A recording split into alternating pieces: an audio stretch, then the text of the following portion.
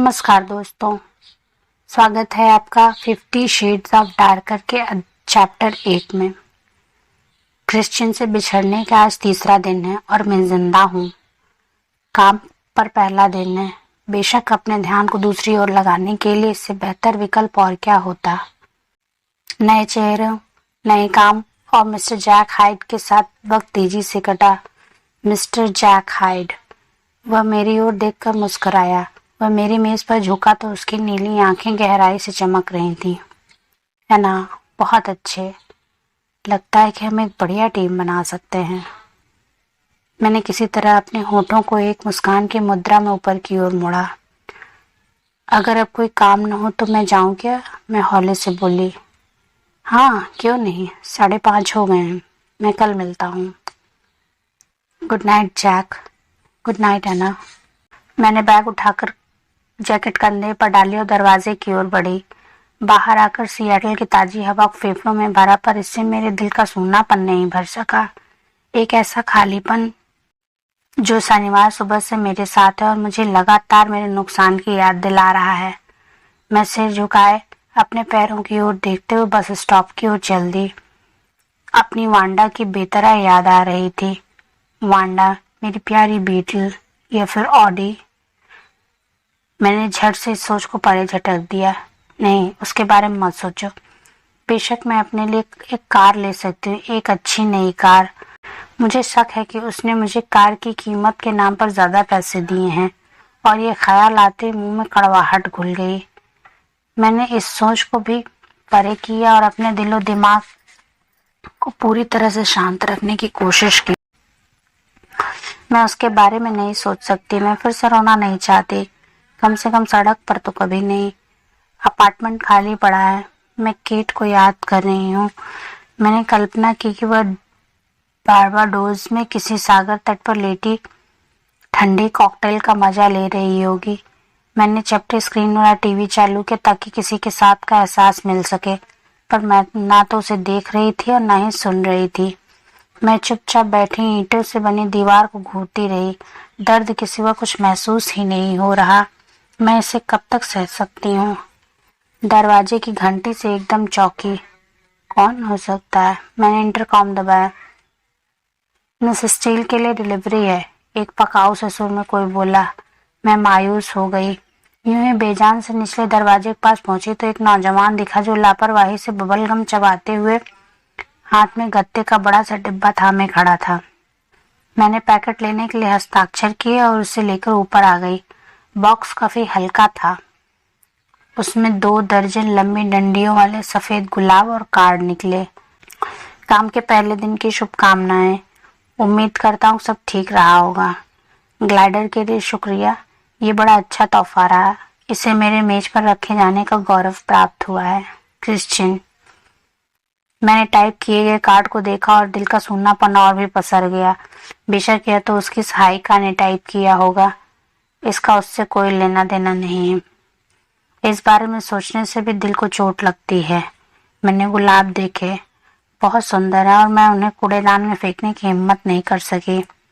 झट से कोई फूलदान खोजने के लिए रसोई की ओर चल दी, और इस तरह एक शैली सी बन गई। उठना, काम करना, रोना, सोना, खैर सोने की कोशिश करना। सपनों में भी वही चलता रहता। जलती हुई भूरी आंखें, खोई खोई नजरें और बिखरे बाल। उसके आसपास गूंज रहा संगीत। मैं अब संगीत नहीं सुन सकती। मैं हर हाल में से अनसुना कर रही हूँ, यहाँ तक कि विज्ञापनों की आवाजों से भी चिढ़ हो रही है। मैंने किसी से बात नहीं की, मॉम या रे से भी नहीं। अब जैसे किसी से यहाँ वहाँ की हाँकने की हिम्मत ही नहीं रही। नहीं, मैं किसी को नहीं चाहती। मैं बहुत तन्हा हो गई हूँ। एक ऐसा वीरान और सुनसान द्वीप जहाँ कुछ नहीं उगता और दूर दूर तक कोई नहीं दिखता। हाँ, ये मैं ही तो हूँ। मैं ऑफिस के लोगों से औपचारिक बातचीत तो कर सकती हूँ, पर जानती हूँ कि अगर मॉम से बात की तो और भी टूट जाऊंगी, और अब इतना टूट गई, टूटने के नाम पर कुछ बचा ही नहीं है। मेरे लिए कुछ भी खाना दोभर हो गया है। बुधवार दोपहर तक मैंने बमुश्किल 1 कप दही लिया और शुक्रवार के बाद आज पहली बार खाया है। तब से मैं लाते और डाइट कोक पर ही जिंदा हूँ। कैफीन ने मुझे संभाला हुआ था, पर साथ ही यही बेचैनी भी बढ़ा रही थी। जैक ने मेरे आसपास मंडराना शुरू कर दिया है। वह बार बार निजी सवाल पूछकर खिजाने लगा है। वह चाहता क्या है? मैंने पूरी विनम्रता के साथ एक हाथ की दूरी रखी हुई है, पर थोड़ा और ध्यान रखना होगा। मैं उसके नाम आई चिट्ठी पत्री को देखने लगी और तब दिमाग दूसरी ओर लगने से थोड़ी शांति मिली। तभी ईमेल आने का स्वर सुनाई दिया। ओह, ये तो क्रिश्चियन का ईमेल है। अरे नहीं, यहाँ कम से कम काम के वक्त तो नहीं। फ्रॉम क्रिश्चियन ग्रे, सब्जेक्ट आने वाला कल, डेट 8 जून 2011, 14:05 बज टू एनास्टेशिया स्टील। प्यारी एनास्टेशिया, काम के समय तंग करने के लिए माफी चाहूंगा। उम्मीद करता हूँ कि सब ठीक चल रहा होगा। क्या तुम्हें फूल मिले? मुझे याद आया कि कल तो तुम्हारे दोस्त की गैलरी का मुहूर्त है और मुझे पक्का यकीन है कि तुम्हें अभी कार खरीदने का वक्त नहीं मिला होगा। बेशक रास्ता भी लंबा है। अगर तुम साथ चलना चाहो तो मुझे बहुत खुशी होगी। मुझे बताओ। Christian grey, CEO, grey Enterprises Holding incorporation. मेरी आंखें छलक उठी। झट से वहां उठे और शौचालय की ओर चल दी ताकि अपना बचाव कर सकूं। जोश कर सो, मैं तो भूल ही गई थी। मैंने तो उससे वहां आने का वादा किया था। ओह, क्रिश्चियन ठीक ही कह रहा था, मैं जाऊंगी कैसे? मैंने अपना माथा पकड़ लिया। जोश ने फोन क्यों नहीं किया? सोचने की बात है कि किसी ने भी फोन नहीं किया। मैंने भी ध्यान नहीं दिया, कितने दिन से मेरा कोई फोन ही नहीं आया। ओह, मैं भी कितनी भुलक्कड़ हूँ। मेरी सारी कॉल्स ब्लैकबेरी में जा रही हैं और वह क्रिश्चियन देख रहा होगा। अगर उसने ब्लैकबेरी को कहीं पटक न दिया हो तो। उसे मेरा ईमेल पता कहाँ से मिला? उसे तो मेरे जूते का नंबर तक पता है, ये ईमेल का पता क्या चीज है? क्या मैं उसे दोबारा मिल सकती हूँ? क्या मैं यह सोच सकती हूँ? क्या मैं उससे मिलना चाहती हूँ? मैंने आंखें बंद की और सिर को दूसरी ओर झुकाया। मैं अपने दुख की ओर एक नजर मारी। बेशक मैं ऐसा कर सकती हूँ। शायद मैं उसे बता सकती हूँ कि मैंने अपना मन बदल लिया है। नहीं नहीं नहीं, मैं किसी ऐसे इंसान के साथ नहीं रह सकती जिससे मुझे तकलीफ पहुंचाकर खुशी मिलती हो। कोई ऐसा जो मुझसे प्यार नहीं कर सकता। मेरे दिमाग में अचानक ही वे सारी दिल दुखाने वाली यादें मंडराने लगी। ग्लाइडिंग, हाथ थामना, चूमना, बाथटब, उसकी कोमलता, उसका हंसमुख स्वभाव, उसकी गहरी चाह से छलकती आंखें। मैं उसे याद करती हूँ। 5 दिन हुए और ऐसा लगता है जाने कितने सदियों से नहीं मिली हूँ। रातों को रोती हूँ कि काश मैं उसे इस तरह से छोड़कर ना आई होती। काश वह आम इंसान होता। काश हम एक हो पाते। मैं कब तक इस तरह के एहसासों से घिरी रहूंगी? मेरे लिए मुक्ति कहाँ है? मैंने अपने शरीर के आसपास बाहों को कसा और खुद को कसकर थाम लेती हूँ। मैं उसे याद करती हूँ, बहुत याद करती हूँ। मैं उससे प्यार करती हूँ, बस यही सीधी सी बात है। एनास्टेशिया स्टील, तुम इस समय काम पर हो। मुझे मजबूत बनना होगा और मैं जोन्स के शो में जाना चाहती हूँ और अंदर ही अंदर मैं क्रिश्चियन से मिलने को भी तरस रही हूँ। मैंने गहरी सांस ली और कमरे में आ गई। फ्रॉम एनास्टेशिया स्टील, सब्जेक्ट आने वाला कल, date 8 June, to Christian Grey. Hi Christian, फूलों के लिए शुक्रिया, वे सुंदर थे। हाँ, मैं तुम्हारे साथ जाना चाहूंगी। धन्यवाद। एनास्टेशिया स्टील, जैक हाइट की सहायिका संपादक, SIP। फोन देखा तो पता चला कि उसके सारे कॉल्स अब भी मेरे ब्लैकबेरी में ही जा रहे थे। जैक मीटिंग में था, इसलिए मैंने जल्दी से होसे को फोन लगाया। हाय जोन्स, हैना बोल रही हूँ। हेलो अजनबी।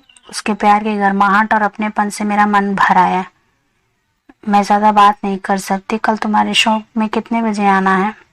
तुम सच्ची आ रही हो? उसकी आवाज में छिपी उमंग पता चल रही थी। हाँ बेशक, मैंने 5 दिनों पहली बार अपनी निश्चल मुस्कान दी। 7:30 बजे। ठीक है, फिर मिलते हैं। Good bye Jones. Bye Anna. From Christian Grey, subject आने वाला कल, date 8 June, to Anastasia Steele. Dear Anastasia, मैं तुम्हें किस वक्त लेने आऊं? Christian Grey, Grey Enterprises Holdings Incorporation. From Anastasia Steele, आने वाला कल, डेट 8 जून, क्रिश्चियन ग्रे। उसे का शो 7:30 शुरू होगा। हमें किस समय जाना चाहिए? एनेस्टेशिया स्टील, जैक हाइट की सहायिका संपादक SIP। From Christian Grey, subject आने वाला कल, date 8 June 2011। To Anastasia Steele, dear Anastasia, Portland थोड़ी दूर है, इसलिए मैं तुम्हें 5:45 पर लेने आऊंगा, तुमसे मिलने के इंतजार में। Christian Grey, CEO, Grey Enterprises Holding Incorporation. From Anastasia Steele, आने वाला कल, 8 जून 2011। क्रिश्चियन ग्रे, ठीक है, मिलते हैं। एनेस्टेशिया स्टील, जैक हाइट की सहायिका संपादक SIP। ओह, मैं क्रिश्चियन से मिलने वाली हूँ और 5 दिन में पहली बार मेरा मन थोड़ा सा खुश हुआ और मैंने अपना ध्यान उसकी ओर लगाया। क्या वह भी मुझे याद कर रहा है? शायद वैसे नहीं किया जैसे मैं कर रही हूँ। क्या उससे कोई नई सेक्स गुलाम मिल गई? ये सोच ही इतनी बुरी थी कि मैंने उसे एकदम से खारिज कर दिया।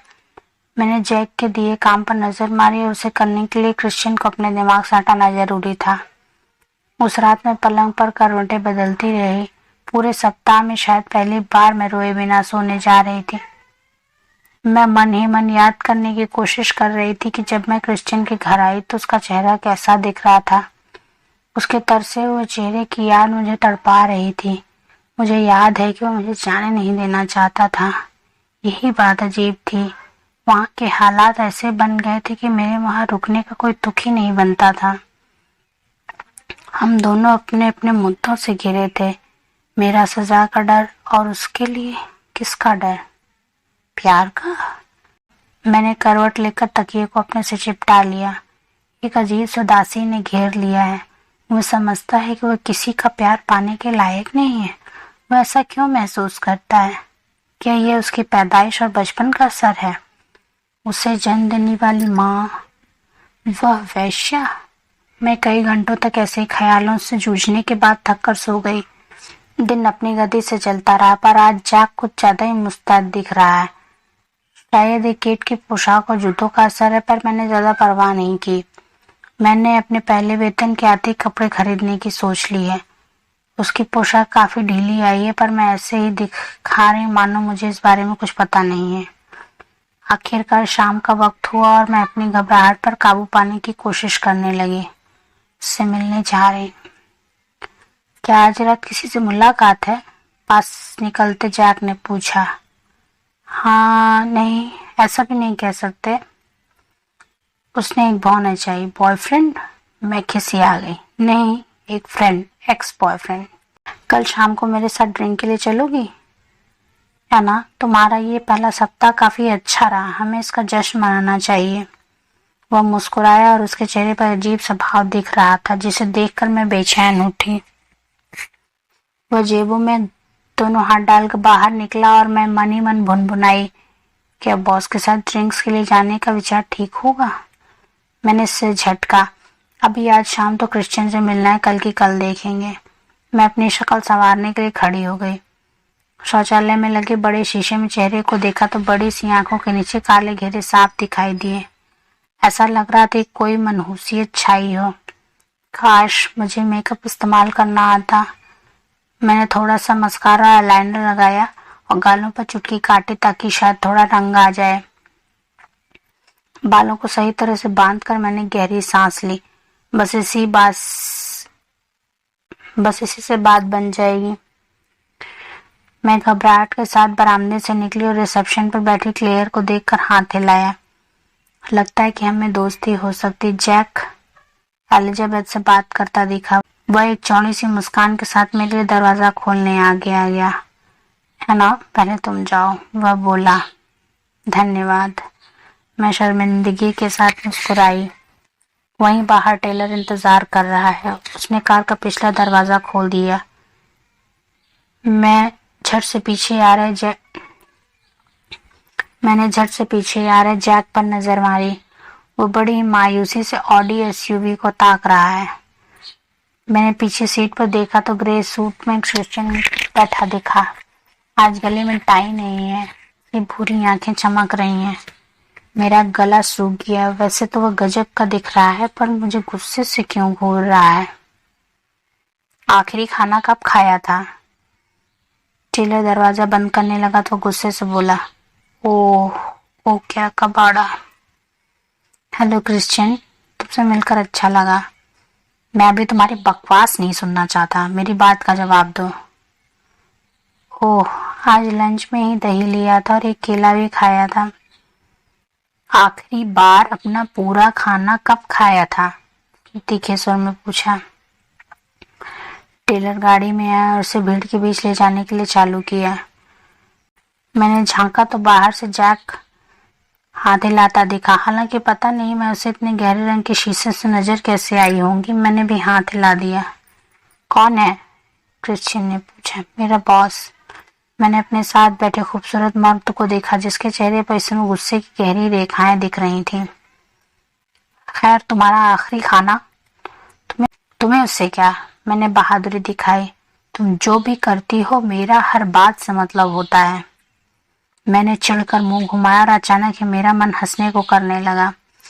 मेरे लिए चेहरे की हंसी को छिपाना भारी हो गया और उसके चेहरे के कोने पर भी मुस्कान की हल्की सी रेखा दिखी। हाँ बोलो। पिछले शुक्रवार को पास्ता खाया था। उसने पल भर के लिए आंखें बंद की और उसके चेहरे पर जैसे पछतावा सा रेंग गया। ओह, ऐसा लगता है कि 5 पाउंड से भी ज्यादा वजन कम हो गया है एनेस्टेशिया। प्लीज खाना मत छोड़ा करो। मैं गोद में गुथी उंगलियों से को घूरती रही। वो हमेशा मेरे साथ ऐसे क्यों पेश आता जैसे कोई बदमाश बच्चे से बात कर रहा हो। वह मेरी ओर मुड़ा। कैसी हो? उसने फिर मुलायम सुर में पूछा। मैं अगर कहूँ कि ठीक हूं तो शायद गलत होगा। उसने गहरी सांस ली। मैं भी। मैंने तुम्हें बहुत याद किया। उसने मेरा हाथ थम कर कहा। वो नहीं, उसके हाथों का स्पर्श। क्रिश्चियन, मैं ना प्लीज, हमें बात करनी होगी। मैं रोने वाली हूँ। नहीं क्रिश्चियन, मैं प्लीज, मैं पहले ही बहुत रो चुकी हूँ। मैं अपने भावों को काबू कर रखते हुए हौले से बोली। ओह बेबी नहीं। उसने मुझे एकदम से अपनी गोद में खींच लिया। उसकी बाँह का घेरा मेरे आसपास था और उसकी नाक मेरे बालों को सहला रही थी। एनेस्टेशिया, मैंने तुम्हें बहुत याद किया। मैं उससे कुछ दूरी बनाए रखने के लिए हाथ पैर मार रही थी, पर उसने मेरे आसपास बाजुओं का घेरा डाला हुआ था। वह मुझे अपनी छाती से चिपकाना चाहता है। मैं पिघल गई। ओह, मैं इसी जगह तो रहना चाहती हूँ। मैंने अपना सिर उसके कंधे पर टिका दिया और वह बार बार मेरे बाल चूमने लगा। यही तो मेरा घर है। उसके लेलन कपड़ों को मुलायम करने वाले तरल पदार्थ, बॉडी वॉश और मेरे मनपसंद क्रिश्चियन की गाउन का मेल। एक पल के लिए तो मैंने सब भुलाकर अपने दिल को तसल्ली दे दी कि यह सब ठीक हो गया। कुछ मिनट बाद अचानक टेलर ने गाड़ी रोक दी। वैसे भी हम शहर में ही थे। आओ। क्रिश्चियन ने मुझे गोद से हटाया। हम आ गए। क्या? इमारत के ऊपर हेलीपैड है। क्रिश्चियन ने उस ओर इशारा करते हुए कहा। बेशक। Charlie tango. टेलर ने दरवाजा खोला और हम बाहर आ गए। उसकी मुस्कान ने मुझे एक तरह की सुरक्षा का एहसास दिया। मैं भी उसे देखकर मुस्कुराई। मुझे तुम्हारा रुमाल भी देना है। ओह मिसेस स्टील, मेरी शुभकामनाओं के साथ रख लें। क्रिश्चियन ने कार से आकर मेरा हाथ थामा तो मैं शर्मा गई। उसने टेलर का सवालिया निगाहों से देखा, पर वह कुछ बोला नहीं। नो, क्रिश्चियन ने उससे कहा। जी सर। क्रिश्चियन ने हामी दी और दोहरे दरवाजे की तरफ चल दिया। उसकी लंबी उंगलियां मेरे हाथों को फैला रही हैं और मैं वही खिंचाव महसूस कर रही हूँ, मानो इकारत सूरज की ओर बढ़ता जा रहा हो। मैं पहले जल चुकी हूँ, फिर भी उसके साथ हूँ आज। उसने लिफ्ट के पास पहुंचकर बटन दबाया। उसके चेहरे पर वही रहस्यमयी सी मुस्कान है। लिफ्ट का दरवाजा बंद होते ही मैंने उसे दोबारा ताका। उसने भी मुझे देखा और हम दोनों के बीच जैसे फिर से कुछ पनपने लगा। वह हम दोनों को पास पास खींच रहा था। मैं उस आदमी के आकर्षण में बंधी जा रही हूँ। अंदर ही अंदर जैसे कोई चाह हिलोरे लेने लगी और वासना का ऐसा ही असर उस पर भी दिख रहा है। उसकी आंखें सब कुछ कह रही हैं। उसकी छुअन ने हमेशा की तरह मेरे पेट की मांसपेशियों में मीठी सी ऐंठन पैदा कर दी है। वह अब भी मेरे साथ ऐसा कैसे कर सकता है? प्लीज अनस्तेशिया, अपना होंठ मत काटो, वह हौले से बुदबुदाया। ओह, मैं अब भी उस पर असर डाल सकती हूँ। मेरे भीतर बैठी लड़की ने पूरे 5 दिन बाद करवट ली। अचानक ही दरवाजा खुला और वह जादू टूट गया। हम छत पर हैं और अब मैं अपनी काली जैकेट के बावजूद ठंडक महसूस कर रही हूँ। क्रिश्चियन ने मुझे अपनी बाहों के घेरे में ले लिया और हम चार्ली टैंगो की तरफ चल दिए। उसके रोटर ब्लेड धीरे धीरे घूम रहे हैं। एक लंबे लाल बालों, चौकोर जबड़े वाला आदमी ने चार्ली से छलांग लगाई और हमारे पास आ गया। फिर वह क्रिश्चियन से हाथ मिलाकर बोला, सर, ये आपके साथ जाने के लिए पूरी तरह से तैयार है। सारे चेक हो गए? जी सर। अच्छा, टेलर बाहर इंतजार कर रहा है, तुम इसे 8:30 बजे ले लेना। जी sir, thank you. Ma'am, Portland की उड़ान सुरक्षित हो। उसने मुझे सलामी दी। क्रिश्चियन ने गर्दन हिलाई और मुझे आगे ले चला। उसने एक बार फिर से मुझे तनियों से कसा और बड़ी अर्थ भरी मुस्कान दी।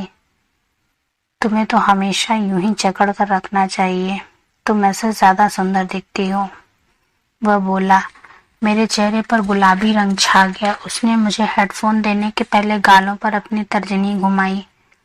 मैं भी तुम्हें छूना चाहती हूँ, पर तुम ऐसा करने नहीं दोगे। मैंने मुंह बनाया। वैसे भी उसने तनियां इतनी कस कर बांधी कि मैं हिल भी नहीं पा रही हूँ। उसने सारी प्रक्रिया पूरी करने के बाद उड़ान भरी और मुझे हेडफोन में सुनाई दिया, रेडी बेबी? हाँ। उसके चेहरे पर वही बचकाने सी मुस्कान आ गई। ओह, मैं तो उसका यह रूप देखने को तरस गई। सीटैक टावर, ये चार्ली टैंगो है, गोल्फ इको होटल, पोर्टलैंड की उड़ान के लिए तैयार। अचानक ही वायु यातायात नियंत्रक का स्वर सुनाई देने लगा। Roger, tower, Charlie tango set, over and out. Christian ने कुछ स्विच और स्टिक घुमाया और हेलीकॉप्टर शाम के अंधेरे में ऊपर उठने लगा। एनेस्टेशिया, आज हम ढलती शाम का पीछा करेंगे। हेडफोन से उसका स्वर सुनाई दिया और मैंने उसे हैरानी से देखा। इसका क्या मतलब है? वह इतनी रोमानी बातें कैसे कर लेता है? वह मुस्कुराया और मैं भी एक लजीली मुस्कान दिए बिना नहीं रह सकी। आज शाम का सूरज है, इसलिए देखने को बहुत कुछ मिलेगा। पिछली बार हमने अंधेरे में उड़ान भरी थी, पर आज का तो नजारा ही अद्भुत है।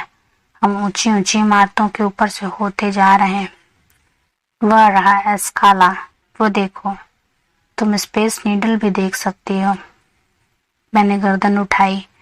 मैं वहां कभी नहीं गई। मैं तुम्हें ले चलूंगा, हम वहां खा सकते हैं।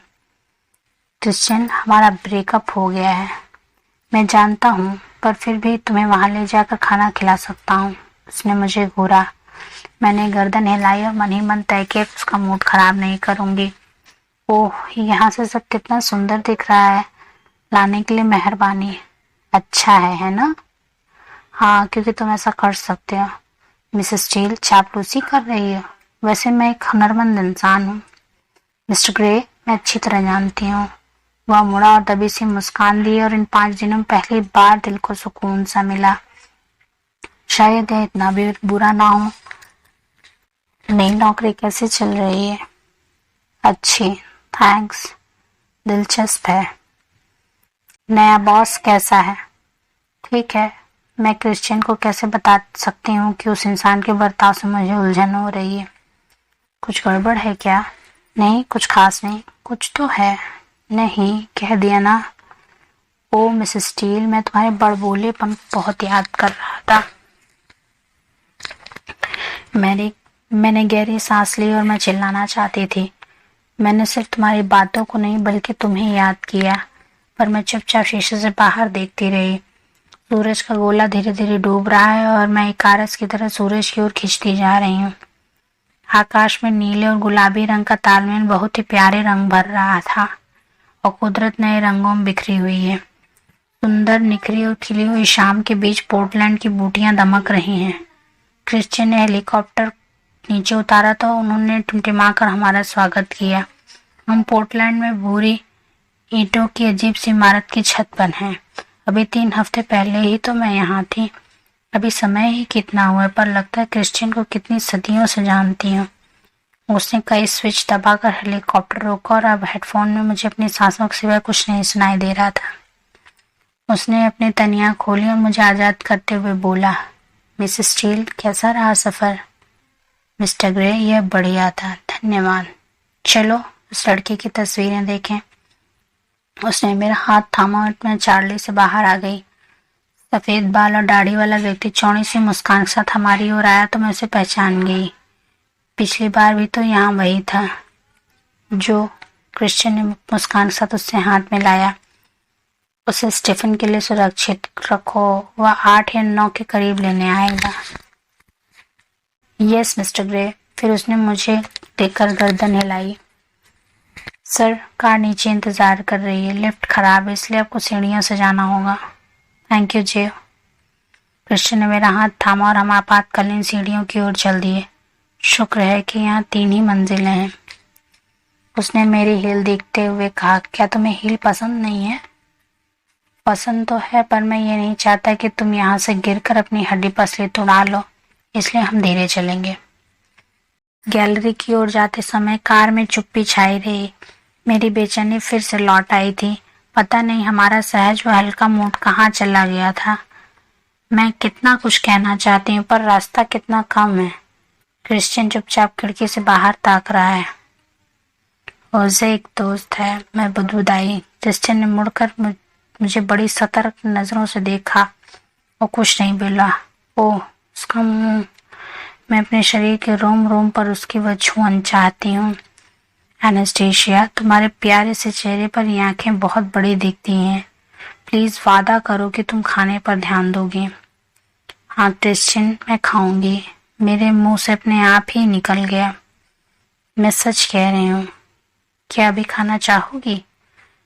मैंने मायूसी से पूछा। मैं इस आदमी के बर्ताव से दंग हूँ। यह वही इंसान है जिसने मैंने पिछले कुछ दिनों से मेरी हालत खराब कर रखी है। नहीं, यह गलत है। वो सब मैंने ही किया था, इसने कुछ नहीं किया। मैंने उलझन के बीच अपना सिर हिलाया।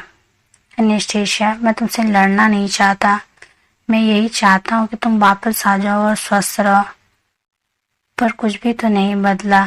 तुम आप भी वही 50 शेड्स हो। हम वापसी में बात करेंगे, अब तो पहुंच गए हैं। कार एक गैलरी के सामने आकर रुकी और क्रिश्चियन ने नीचे उतर कर मेरे लिए कार का दरवाजा खोलकर मुझे हैरत में डाल दिया। तुमने ऐसा क्यों किया? मैंने कुछ ज्यादा ही तेज सुर में पूछ लिया। क्या किया? वह भी हैरान था। कुछ कहते कहते अचानक ही चुप लगा गए।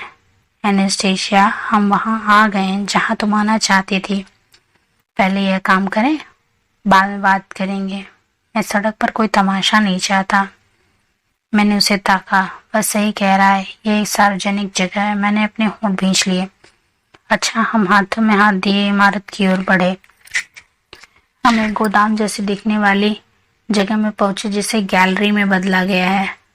वह हवादार जगह है और आसपास कई लोग मंडरा रहे हैं। वे वाइन पीते हुए जोन्स के काम को सराह रहे हैं। मेरा दिल पिघल उठा। जोन्स ने अपनी मंजिल पा ही ली, उसके लिए मन भीग गया। गुड इवनिंग, जॉर्ज रॉड्रिक्स के शो में आपका स्वागत है। काली पोशाक और छोटे भूरे बाल और लाल लिपस्टिक वाली एक युवती ने हमारा स्वागत किया, जिसके कानों में लंबी गोल बालियां झूम रही थीं। उसने पहले मुझे और फिर कुछ ज्यादा देर तक क्रिश्चियन को देखा और फिर मेरी ओर देखते हुए शर्मीली सी मुस्कुराहट दी। मेरी भवें तिरछी हो आईं।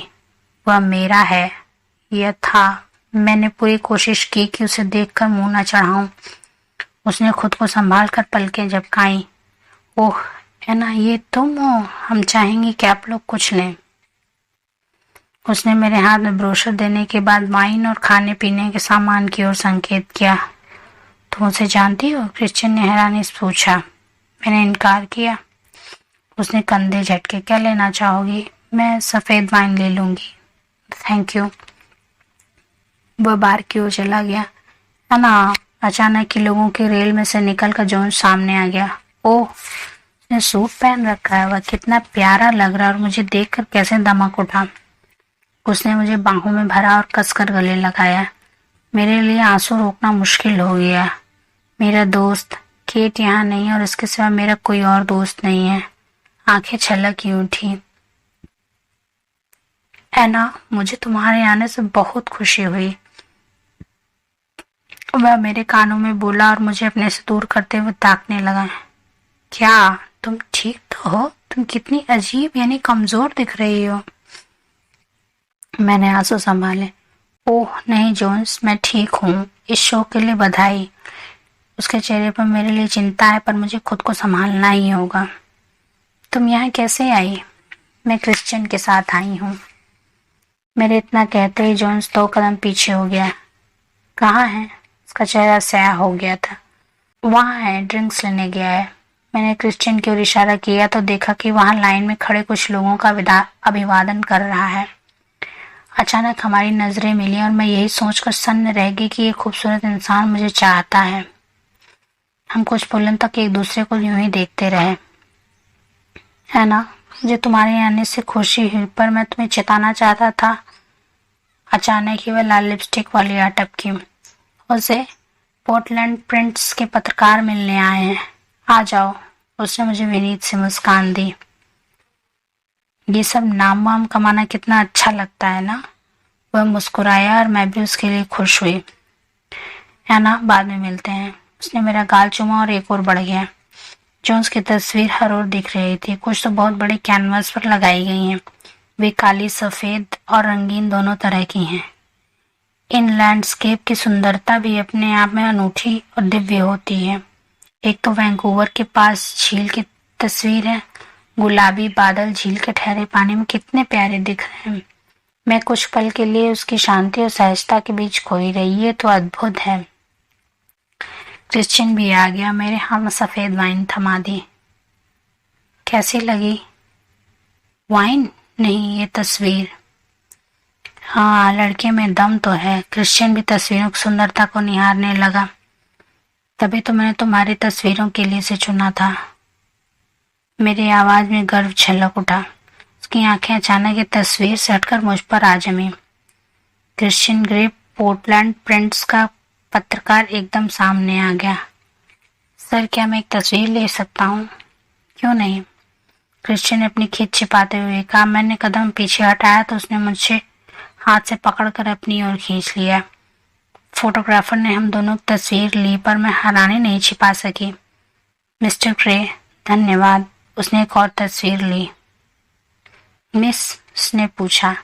एना स्टील, मैंने जवाब दिया। धन्यवाद मिसेस स्टील। उसने अंदर की बात निकाल ली थी। मैंने इंटरनेट पर तुम्हारी तस्वीरें देखी थी।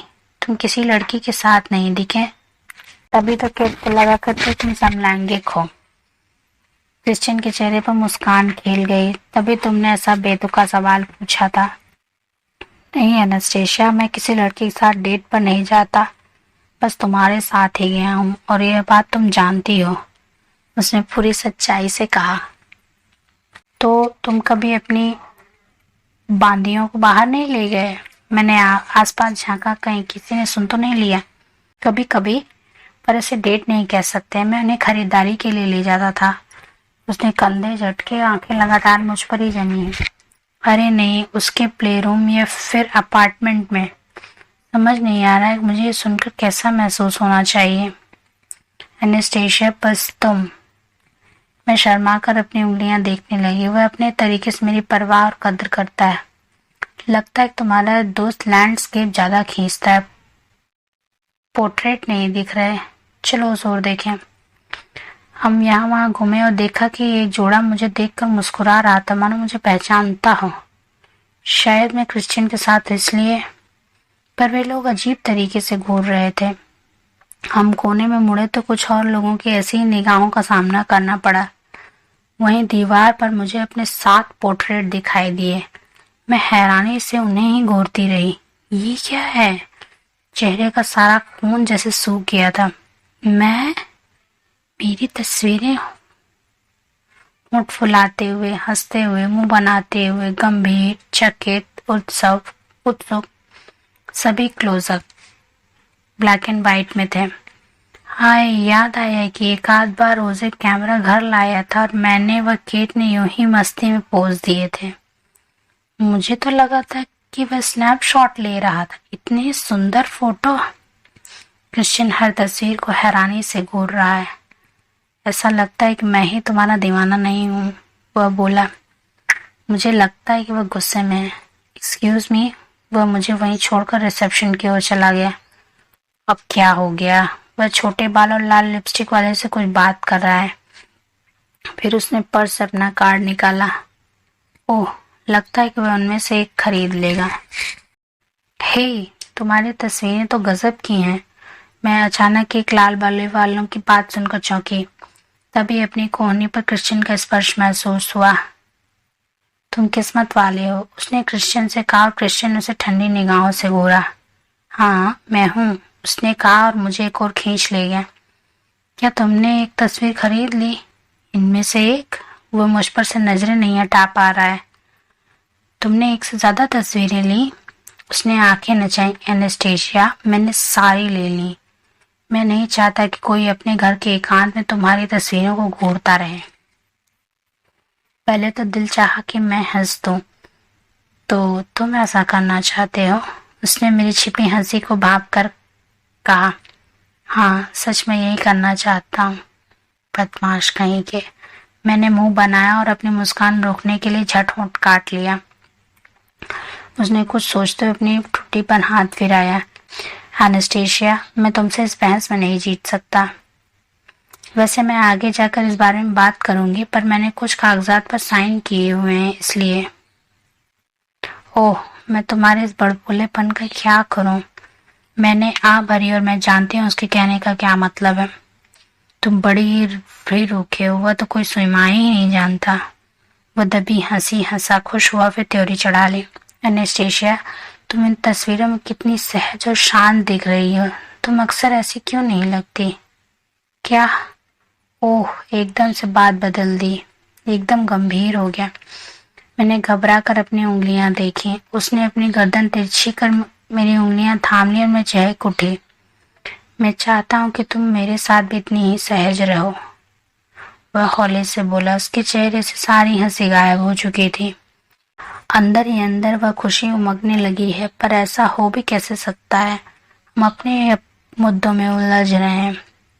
अगर ऐसा चाहते हो तो मुझे धमकाना डराना बंद करना होगा, मैंने झट से कहा।